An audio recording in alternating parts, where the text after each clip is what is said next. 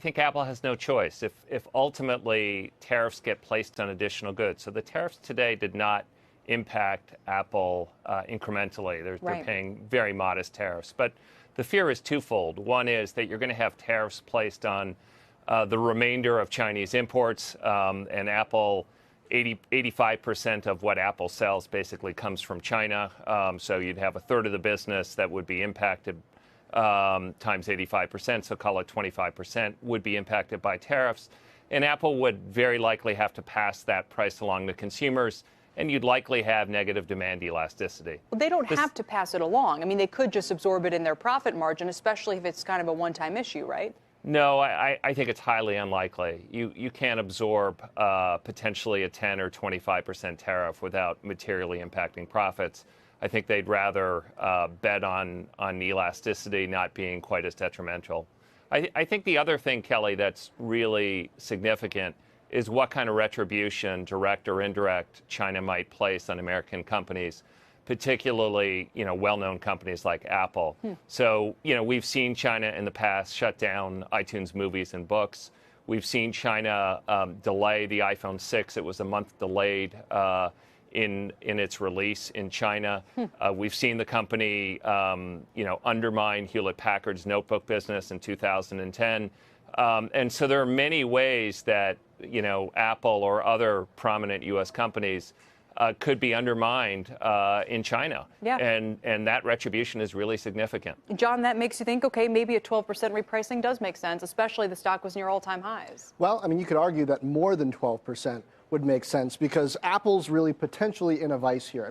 The move that we've seen thus far makes sense based on what Tim Cook said on the earnings call, that, boy, things were looking better in China, especially since the trade talks were going well, and then the stock went up from there. And now they don't look so good. So the stock's gone back to a level where it was before when people were worried about just how bad things were going or looked in trade at that point. If we get the tariffs on additional goods, well, then you've got this iPhone price issue here in the U.S., which you haven't seen before. And like Tony said, they're kind of in an interesting spot. Yes, they could absorb the extra cost there. Because it was my understanding that the new iPhone, anyway, which is only a small sliver of what they're selling, but was already priced out of reach for the consumer. That's why I'm curious if they would say, look, we can't raise this anymore. Well, they'd be doing the Trump administration a huge favor because nowhere would the impact of tariffs show up more than in the price of iPhones. Everybody knows, hey, iPhone, about $1,000, $900, depending on which model you get. If they hid that from the consumer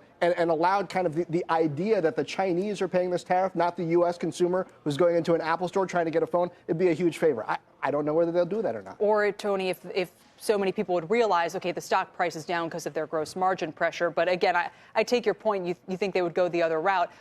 Anecdotally, GoPro earlier today said it was going to try to relocate its supply chain for U.S. products to Mexico out of China. We've seen a number of companies now trying to do the same thing.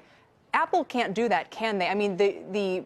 Their supply chain in China, it seems to me, and even from the issues they've had in India, is extremely difficult to relocate.